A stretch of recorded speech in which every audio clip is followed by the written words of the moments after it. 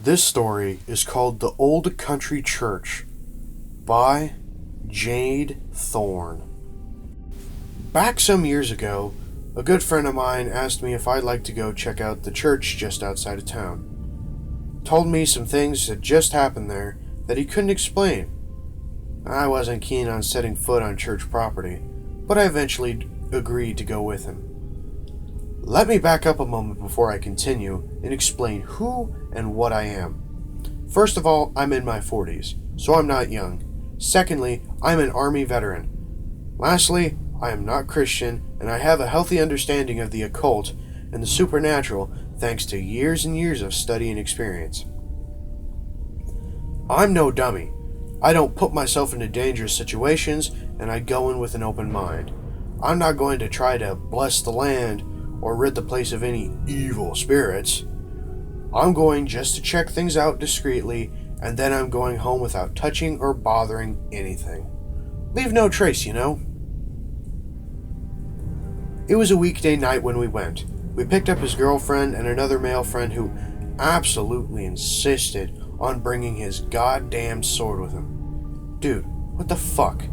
A sword is not going to help you against the otherworldly, and if you end up tripping and impaling yourself, I'm not going to be happy.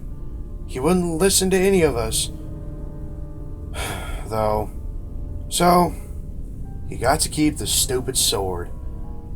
Well, on the way there, my friends tell us all that he has to park well out of sight because the caretaker is this grouchy old bastard who's been known to shoot at people.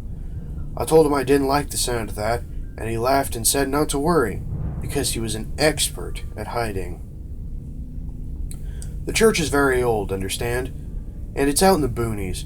We passed maybe a handful of old houses on the way, and then it was nothing but woods and a windy, narrow road. His girlfriend is starting to get scared, and the dumbass with the sword is sitting there telling her how he'll protect her. I just shake my head and meet my friend's eyes in the rear view. He looks a bit tight around his eyes. Wonderful. He's nervous too, so obviously there's more to this place than he's told me. What the hell is he taking me into? We get there, and it's this little white church with a cemetery attached. As he circles behind it to pull into the woods, I'm scanning the place. I can feel something isn't right, and I'm not out of the car yet. My eyes wandered over the back of the church, and I realize someone is standing in the upper window. Thinking it was actually someone in the church, I tell my friend maybe we should just keep going because, hey, there's someone there. And he turns a bit pale and says it's impossible because the church is locked tight and there are no living quarters. I'm not convinced it's not really a human standing there, and I really don't like the prospect of jail, but I'm not the one driving the car. He backs his car down this dirt road that goes into who the hell knows what, and cuts the engine. The windows are down. It's too still there. I can't hear any sounds at all. We start getting out of the car, and the second my feet touch that land, I feel sick. Something is terribly wrong with this church. It's not me reacting to hollowed ground. I'm not liking this much at all, but I keep quiet and stay alert. My friend looks green himself, but he doesn't say anything either. We walk up to the church, to the front doors, rather. There's this weird low chain fence around the entrance, maybe 10 feet from the steps up to the door. The second we pass that fence, well, we should have turned around and left. I know this now, but hindsight isn't 20/20, is it? My friend walks up to the doors. I hang back to watch. I didn't want any part of being near that building, to be honest. I've been in places with worse reputations than this. And shit, I felt right at home there. But this church? No, not at all. There was something bad fucking wrong here. Anyhow, he He gets to the doors and slowly reaches to touch the doorknob. I yelled at him not to touch it. I don't know why. I just knew he shouldn't touch that fucking door. Well, his hand is hovering about 6 inches away, and the fucking knob is turning by itself. Oh, hell no. Jesus, my hair is standing on end just typing this shit.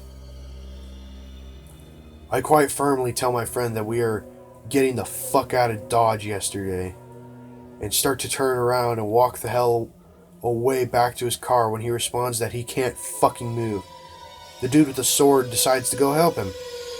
And dude with the sword can't even go up the stairs because something is keeping him out. My friend's girlfriend starts bawling, and it just gets ugly quick. I'm racking my brain for why the hell my friend can't move away from the door. Dumbass with the sword I could give a shit less about. And all I can think is that whatever is attached to the building wants to keep him there.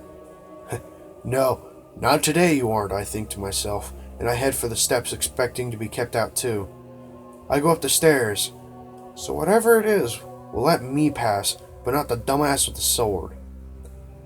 Well, that's either a plus, or I'm about to get fucked up too. I reach my friend, put my hand over his that's still near the doorknob, that is still fucking turning, and quietly I say, "This is my friend, and he is with me, and you cannot keep him here." Doorknob stops dead. I seize the opportunity to jerk my friend the hell away down the stairs, and we head for the fucking car. We're just at the edge of the cemetery when suddenly all hell breaks loose. The door of the church is violently rattling in its hinges. The chain around it is rattling, and now we have something in the woods stalking our very step. Oh, and then the barred owls start. From every conceivable direction I hear them calling, in stereo.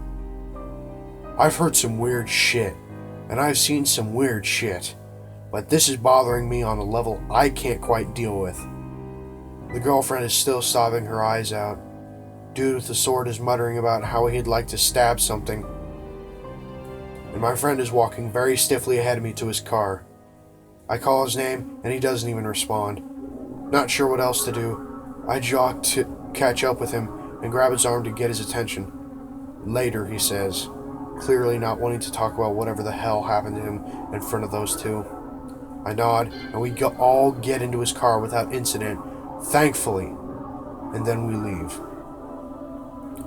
Girlfriend goes to her house, dumbass with sword goes to his, and then my friend takes me back to my house so we can talk about what the fucking hell just happened. "Jade, there was something on the other side of that door talking to me," he tells me. Well, I'm not really surprised to hear that, but nod for him to continue. It sounded male, but I can't be sure. The voice was hoarse and low. It told me to open the door, that I'd be safe, and all it wanted was for some company for a while. Said it had been forever since anyone nice had come by, and it was lonely there, and wouldn't I just die for a moment? He stopped there and ran his hand over his face. When you told me not to touch the knob, all of that changed. It told me it was going to destroy everything I ever loved, that my girlfriend would die in a car accident, so would my unborn child. I wanted to walk away, Jade, to shut it up somehow. But I couldn't fucking move. I couldn't fucking move. I'd never seen my friend cry before, but he was crying now, and that bothered me a lot. He's a strong man, and for something to affect him this much? Yeah. "I'm glad I was able to get you out of there," I told him. "It was afraid of you," he told me. "When you were able to come up those steps, I heard it scream. Not in anger, but in fear. I know the difference there. It shut up, too." I just laughed it off, really. I'm no threat, really.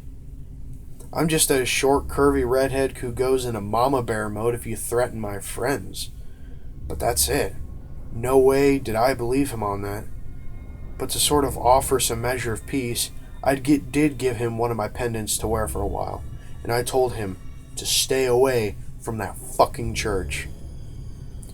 As for me, well, I wound up going back there on my own one night. Yeah, I know it's stupid to go alone, but I needed some sort of closure or something, I guess. I didn't go to pick a fight or chase it off. I just wanted to know what was there. I parked in the same place he had, and got out to walk up to the church. You told my friend you were lonely. Just wanted someone to talk to, I said aloud. So here I am. Let's talk. I walked up the stairs and put my hand right on the knob. That's the last thing I remember. I woke up back in my house, sitting on the couch. Car was in the driveway. I was unharmed. Everything was still in order. I didn't feel off anyway. To this day, I still don't know what the hell happened. Hey guys, it's the Rhino here, and thanks for tuning in to listen to this great story. Like, comment, and subscribe, and as always, I hope you guys stay scared.